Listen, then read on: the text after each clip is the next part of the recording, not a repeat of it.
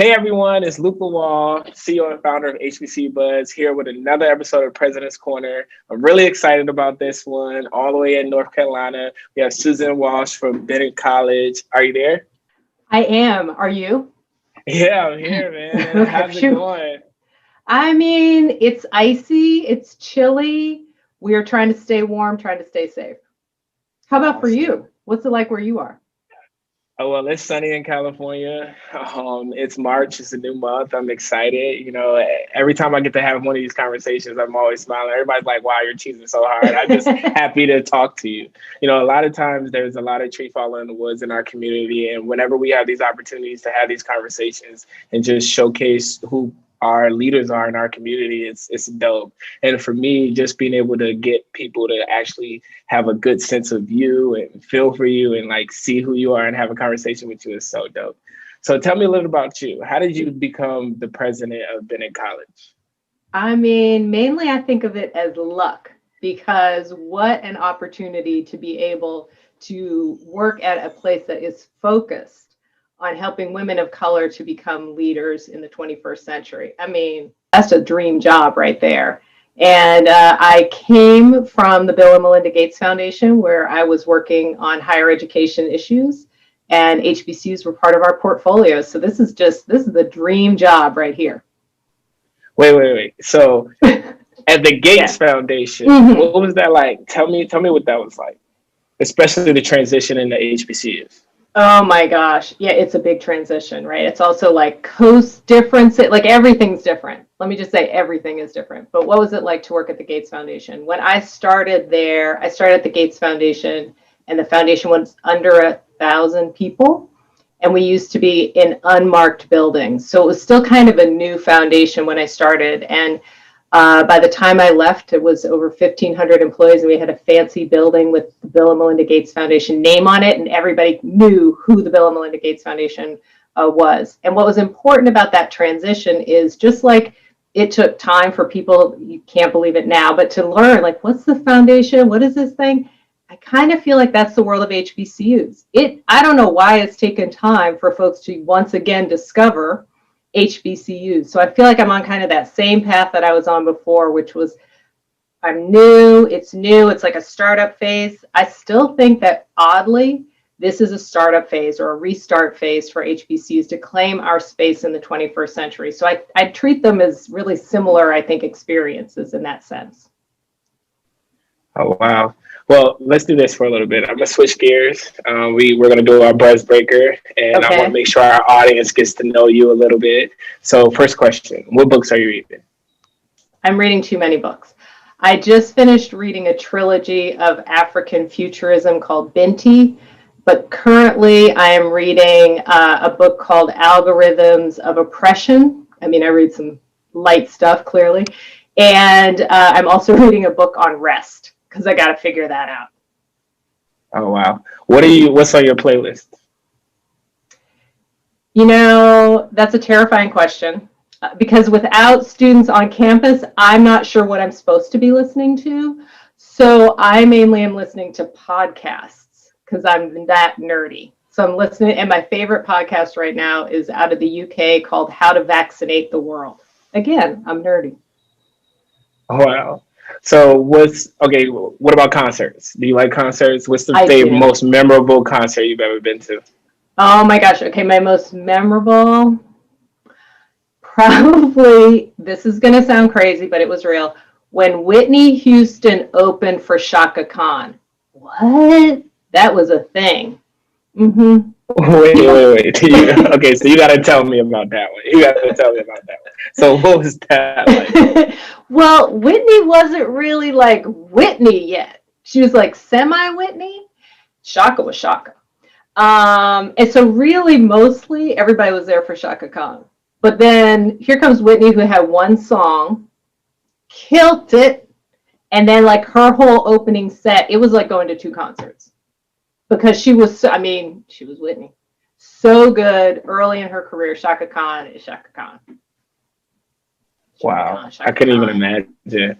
Tell me about your favorite vacation. I like to travel outside of the US. And I like any city that is infinitely interesting and discoverable. So like I don't like something that's really easy to learn on a vacation, or that's if I'm like out kind of learning. Or I really like to go to the beach. And I like the beach like in the Caribbean or Hawaii. Me too. Confession, I am in Costa Rica right now. I plan on being here all week. And, I definitely needed it. I'm still working, but, it's... You can work from anywhere. I love Costa Rica. Yeah, I love it. I got one last buzzbreaker question for you. If you were a student at Bennett College, what courses would you study? That's like choosing your favorite student. Darn it. Let's see. I think there's a couple of new courses that we offered earlier this semester, that I think are really exciting. One was called Writing to Heal. The other one was about creating a wellness recovery plan. And I think those are really important for where we are, both as Black women, but also where we are as a country. And then what else would I say? Also, I think our introduction to global studies, because we want our bells to be global. Okay, so I hear so much about Bennett College. I've never actually been on campus, and I'm so curious about the culture. What is it like being at an all-women HBCU, and what is it like being the president at an all-women HBCU? What's it like to be at an all-women's HBCU? I'd say it's how the world should be. That's all I'm saying. And by that, I mean women are leaders all over campus, whether they are students, every student club led by a woman, specifically a woman of color, specifically a Black woman. And the leadership of my leadership team is mostly women of color, and the faculty the same. So I think it is, while some people call that a utopia, I just call that reality. I just call that the future. Get ready, because this is the future. So I think that the culture, therefore, is one that reinforces the importance and the role of Black women as leaders. It just says, yeah, this is possible. This is the world that we live in. So I think the culture is also supportive because of that. It's a place where it's okay to make mistakes, because you're not going to be judged because you're a woman of color. We're going to help you when you make mistakes. We're going to help you through that, so that when you get out into the world, you are fully prepared. You've seen it all. Was it always like that at Bennett College? Like, tell me about the history. No, I mean, ironically, we were founded in 1873 as a co-ed institution. So our football team is still undefeated. No, just kidding.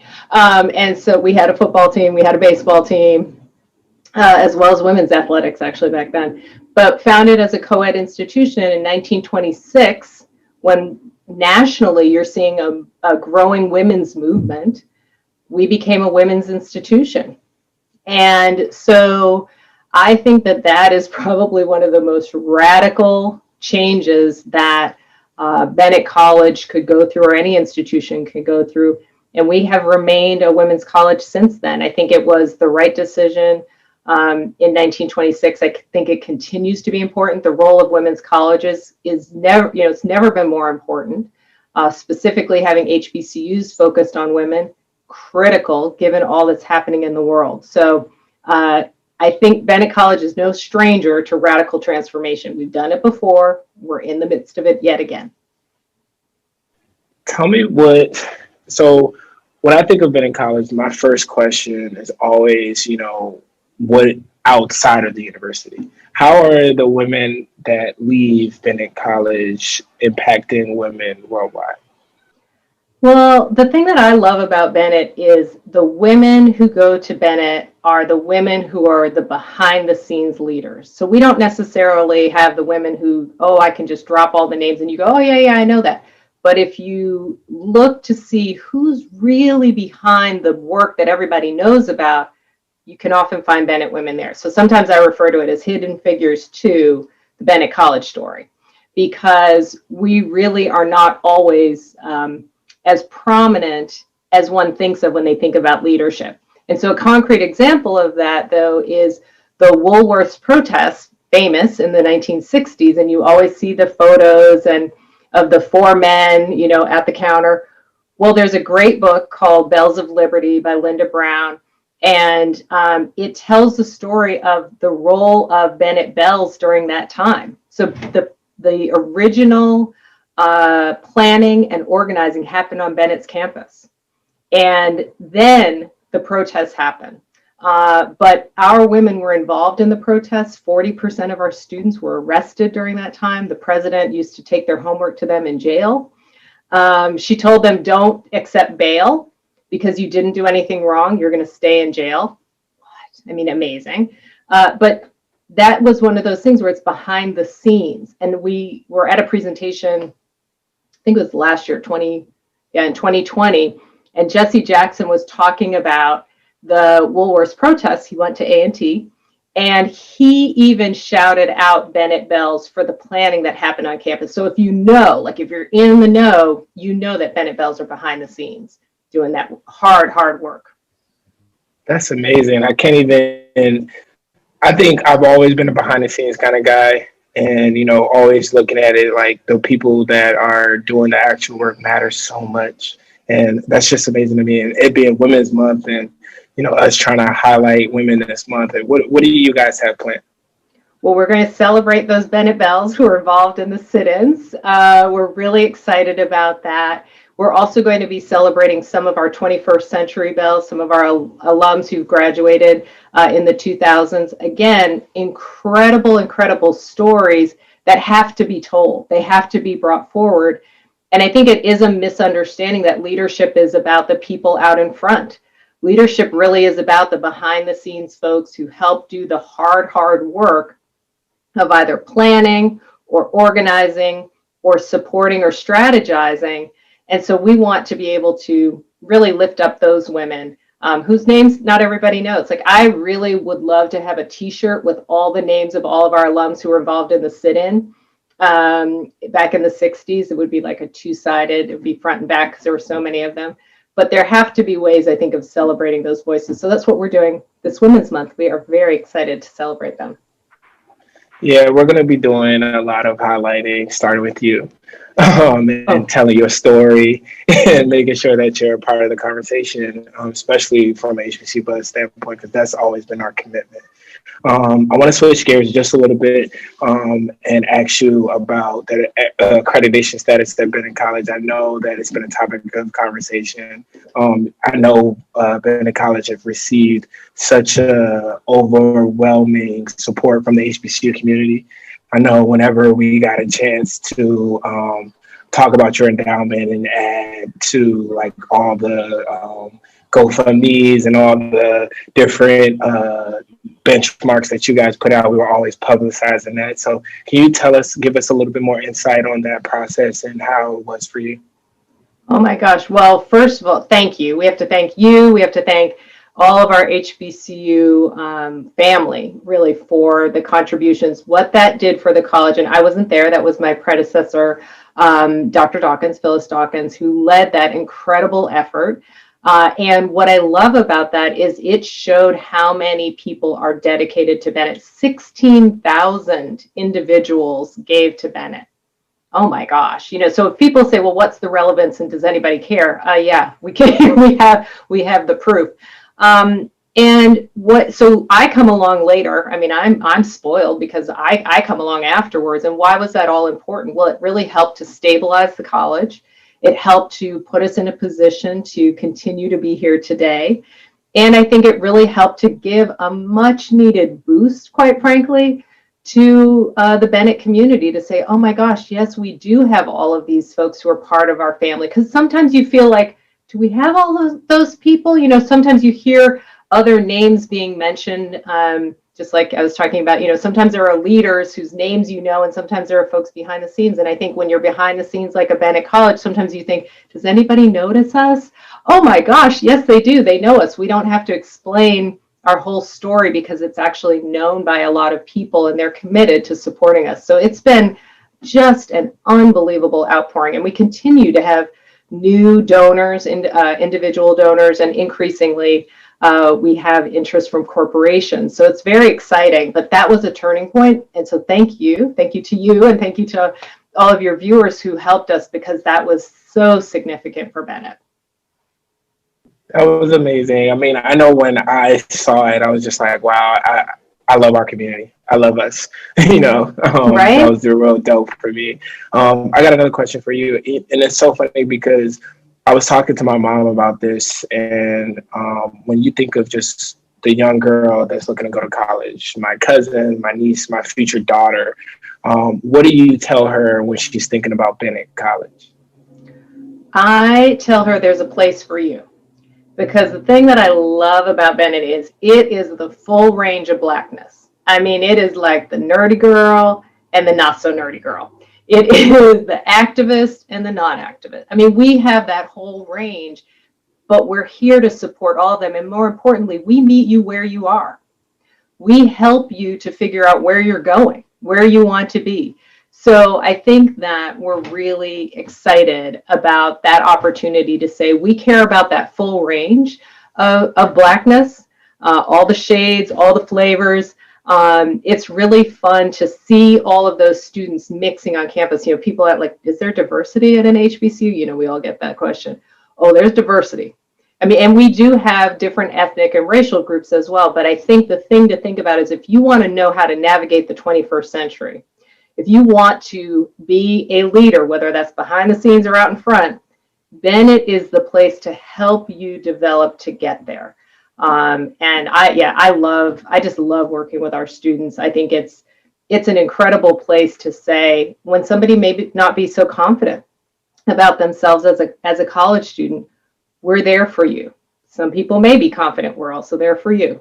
So I like that whole range, but it's a place where you can find yourself, and we're going to help you do that. You mentioned something so important. A lot of people think HBCUs are not diverse, and we have that argument all the time. We try and educate people on the fact that diversity is not just by the color of your skin. Diversity is also about where you're from, and your experiences can also make you very, very diverse. And I'm just curious as to your plans to increase enrollment and how you guys have tackled some of the issues and disparities there in our community. Well, while everybody else is zigging towards growth, I'm zagging towards being really small. What are you talking about? I think our smallness, I know, our smallness is our strength. And for the kind of students for whom we are best, we need to have the ability to wrap ourselves around those students and support them. The reason that we're successful with our students is because we can holistically work with them. You don't get to holistically work with folks when you're a really large institution. And so we are deliberate about saying we want to remain small. That doesn't mean we won't grow. It doesn't mean we won't, increase enrollment. But what we want to do is beautifully serve our small number of students. We're a micro college. We have to do that really, really well. That's where I'm putting my energy, is to say I want to dive all the way in and say I love the smallness, because again, our students come to us in some ways because of the smallness. And they like having that wraparound service. I know everybody's business. Now, sometimes that's good and sometimes it's not.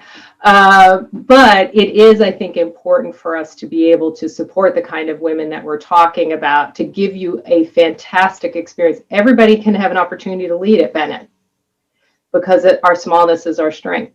We can help you transition into that world of college and then into the world of work because we do know you, because we know your journey and we're on that journey with you. That's a lot harder to do at a larger institution. I think at this moment in time, focusing on being small, on supporting that group of students that we have is exactly the right thing to do. Now, what does that mean about social life and all that? We have a lot of other colleges and universities in our area.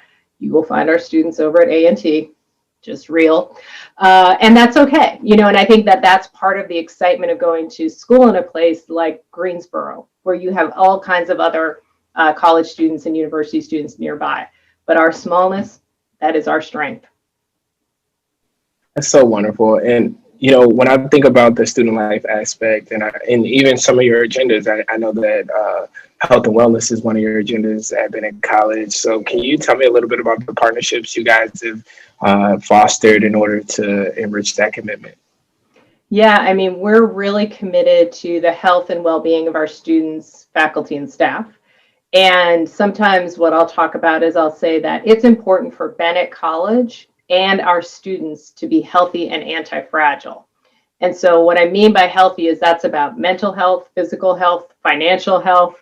All of those things make up being healthy. You cannot be either a college or university in the 21st century, nor a woman leader, especially a Black woman leader, if you are not healthy and anti-fragile. So healthy is all of that. Anti-fragile means it's different than resilient. Everyone wants me to say resilient because resilient means you got knocked down, you come back up to where you were. Anti-fragile is you got knocked over, but you're stronger. I mean, if those of you who play video games or read comic books, I mean, it's kind of that notion of you're gaining power from every kind of knock. And that's how we have to be as a college. That's how we have to be as Black women leaders. So when we think about the partnerships that go with that, we have to have brands that kind of align, right? And so probably most famously, we have this partnership with Peloton and Beyonce, which our students are convinced that I'm now best friends with Beyonce. I mean, I don't want to stop that rumor, but it's not true. But part of the reason it's such a great partnership is because Peloton has this idea of helping people to become fit and well over a lifetime. And they're thinking about it in terms of how do we meet our members at, kind of the point of fitness where they are at the moment. Well, Bennett College, it's the same thing. How do we meet our students where they are at the moment? The other thing that Peloton does that I think, again, it's a great brand match for thinking about wellness is it's hard to think about being healthy and working out if you're not doing that now. You don't want to all of a sudden have to do like a 30-minute workout or an hour workout if you haven't been working out. So that relationship with Peloton, they have I call them snackable. Like you can do like a 10-minute workout in the app. You don't need their bike. You don't need to have anything extravagant, but that shrinking and making those smaller chunks that are manageable is important. I did the same thing with our semester. Our semester is 16 weeks usually, like that's a traditional semester. And I broke it up into smaller chunks because that's more manageable. So there's a 2-week session, then a 7-week and a 7-week. So students aren't taking, 5 classes for 16 weeks. So this, again, smallness is our strength, and we try to do things in small and bite-sized kinds of ways. And so Peloton and Beyonce, hello. And then I already talked about our history of activism, and we know Beyonce has the same. That's so perfect. Tell me a little bit about the agenda on mental health. I always talk about our students really are leading that. Yes, I have a lot of opinions about it. I'm a social worker by training, but we have a student group on campus called Built to Last. And the student who leads that group came to me in the fall of 2019, so I just started, and said, here are all the things that are wrong at Bennett related to mental health. And I agreed with everything she had in her notebook on that list. And then she turned the page and said, and here's what we think you could be doing differently. Here's what we think Bennett could be doing differently. And it was great ideas. It wasn't just about trying to get more counselors, which I think is what most of us think about. It was how to think about the colors on campus. And she was right, because the color scheme, we need a little punch up. How do we think about colors to reinforce kind of energy and mood? And how do we think about places to have positive messages around campus to reinforce mental health and well-being? And then also, we're working on setting up rooms, which the students call decompression rooms. There's an official term for it, but it's basically, you get the picture of oh my God, when I'm having a moment and I need to get away from all of you, where can I go to relax and to rest and get centered? And so that's a piece of our mental health work, is to say, how do we use physical space differently? And how do we use spiritual practices? We have an interfaith room on campus that also provides a different space. So it's looking at space. Yes, we have counselors. We have counselors available for telehealth too, but it's holistic approach, but that's led by students. I mean, they're killing it. That's so real. My mom's a social worker, and like she said, like mentioning, all the messaging, the colors, the mood was huge growing up for me. Like she was forcing environments of positivity that just made me always feel creative, that always made me feel like I could achieve anything. And I always thank her for that. So I want to shift gears a little bit. I want to talk about the C word that we're all trying to run away from, which is COVID. And I want to know how that has impacted Bennett College and how you guys prepared for the transition. Well, when I started in August of 2019, I said that the world is a VUCA environment, and VUCA is a military term that means volatile, uncertain, complex, and ambiguous. And so I said, it's a VUCA world out there, and everybody would be like, yeah. And I said, and Bennett is also a VUCA place. And I was like, yeah. And so I would talk about VUCA all the time. Everybody would roll their eyes. They hated it. But then COVID hits, and all of a sudden, everybody's like, Prez, VUCA, right? Because now they were kind of mentally prepared. They were like, oh, we know what it means to operate in a volatile, uncertain, complex, and ambiguous world. And so that, I think, meant that we were mentally prepared to shift in March. And then what we've done is work with one of our alumni who is a social epidemiologist at Drexel. Her name is Dr. Sherelle Barber. And then some of my colleagues from the Gates Foundation who were public health experts to make decisions about the fall. So we were given a series of questions from my colleague at the foundation who said, here's the threshold that you have to get over in order to be able to operate in person in the fall. First was we had to have access to sufficient testing. At that time, we didn't know whether we would, because in March, we had ordered 10 tests while we were still on campus. We'd ordered just 10 tests and we received 1. And as an independent college, you don't have the benefit of the state to be able to help you get more tests. So it wasn't clear that we would have access to tests. We also had to be able to, when a student was sick, I used to say if, and then my colleague said it's when. So when a student tests positive, what will we do? Do we have the ability to quarantine and isolate and take care of that student or those students? The last question was, and do we have the ability to contact trace? And our answer in June was we weren't ready for fall. That's a lot to get in place to be able to be ready, and it's a lot to try to guess about for the fall. So we said in June, we will not be open in person. And we were the first in North Carolina, one of the first in the United States. And I think people couldn't believe it. A lot of questions that I got around that time, aren't you worried about the money? Money's last on my list. Student health and well-being, and the well-being and the health of our faculty and staff, that's top of mind. And if that meant that that was going to be a financial challenge, then that was going to be a financial challenge. But I would rather have that than have what I think would have been an unethical decision of bringing students back. I just could not in good conscience bring students back in that environment. The case numbers were up in North Carolina. They were trending in the wrong direction in our county. So I made one decision and one decision only. Then we did the same thing for the spring. One decision. And we will yet again have to make a decision for this fall, and fall starts in August. We'll have to make a decision for fall as well. But it was data driven, and it was focused completely on health and well-being. You guys planning for the vaccine as well? We are. I mean, we know that we have students who are vaccine hesitant, as the term goes, and we know, I don't think we don't have the data back yet about faculty and staff, so I'm not sure whether there's a hesitancy there. I think most faculty and staff, I think, are interested. And what we're trying to do is really think about what are the issues that are holding students back from wanting to be vaccinated. Because I don't think it's the reasons everybody thinks. Everybody says, oh, Tuskegee. And I'm like, I mean, Tuskegee was a thing, yes, but is that the reference point that our students are using?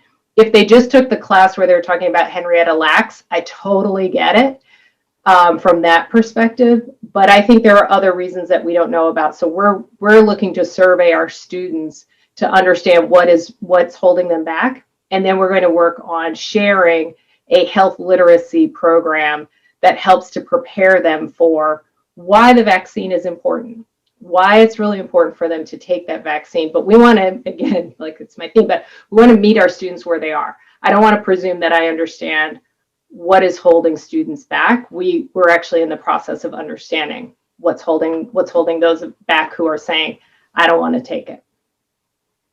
And that's just great leadership. I mean, we've had so many open conversations about the COVID vaccine, trying to figure out, what people are concerned with, and just, having the conversation. And that's always going to be, it's going to help you when that time comes, because I'm a fan of the vaccine. I'm ready to go back outside. And I know the vaccine is literally the only way that can happen. So I'm definitely, I was excited for the pause world we were in. And I remember my friend, he was telling us this scenario, and he was just like, God was just like, it's lit. All right, stop.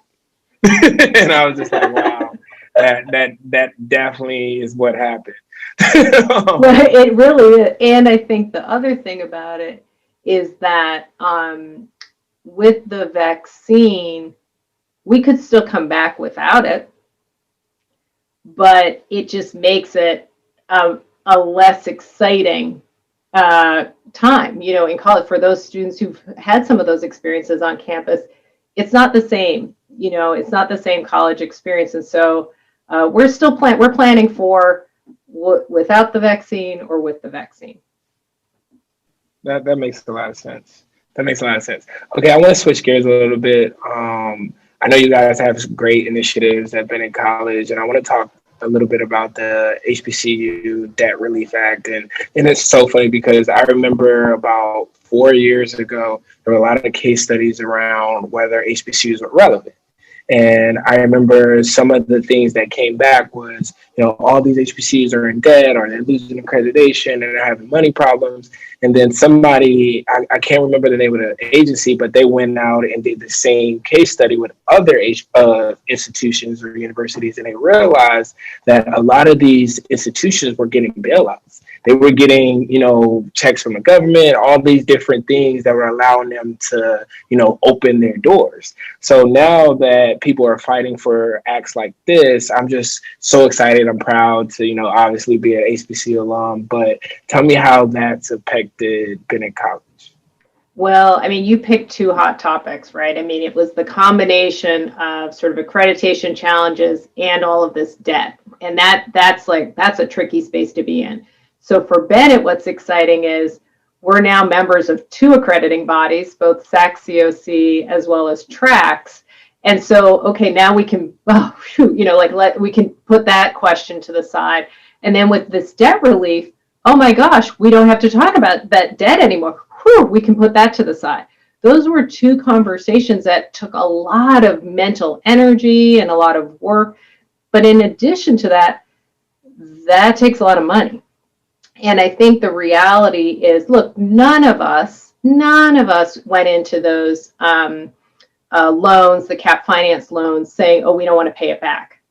We didn't, that was never our intention, right? We always wanted to and intended to pay it back. COVID hit. It made it far less likely that we were going to be able to very easily make those loan repayments when they came due, because we were in a deferment position. And so one of the things that I shared with our elected officials, including Representative Alma Adams, is I said, what this will lead to, if we have to go back into repayment in 2023, let me be clear about the choices I have to make. The choices that have to be made are, do we get PPE for our students, faculty, and staff, or do we pay back the loan? Do we do more student scholarships, or do we pay back the loan? These are non-trivial issues. So the debt relief isn't because we get a cash, whoa, a windfall. We don't, but it's truly, it's in the name, it's a relief. It's a relief that we don't have to make very, very difficult choices any longer. Now we can actually say, well, oh, good, we can use those dollars to reinvest to reinvest in the kinds of things that are important, reinvest in our infrastructure, reinvest in our students and in our enrollment management plan, reinvest in technology. Not sexy stuff, but all stuff that's really, really important for the success of HBCUs, for us to be able to avoid the conversations that you've been talking about and really have everybody focus on like who we are, what we have to contribute, and where we're going. We had to get those kind of twin topics out of our way. And so it's, oh my gosh, it's huge, huge, huge, huge for all of us. And I know those opportunities are things that HBCUs have been fighting for a long time.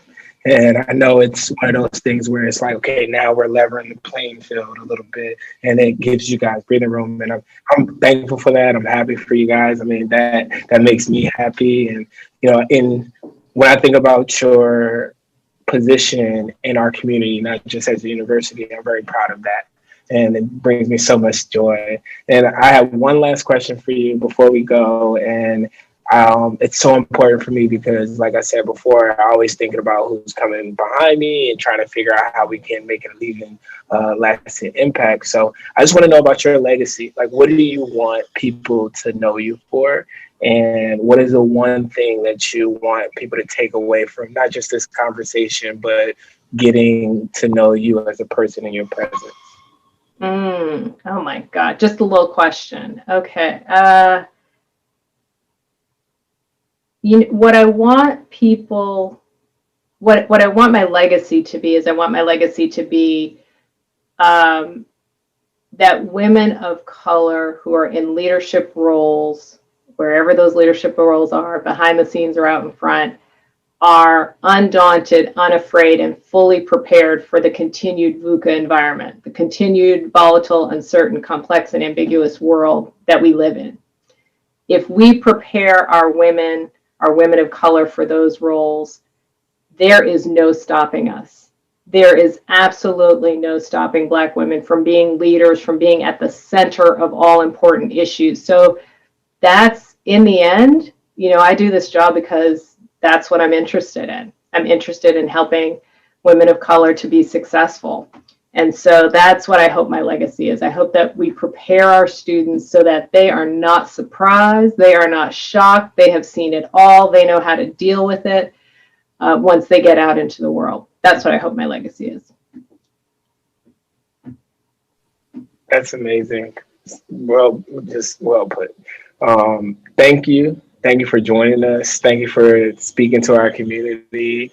I'm so excited to show the rest of the world who you are. And I just want to say thank you again. Thank you. This was so fun. This was really, really great. Thank you.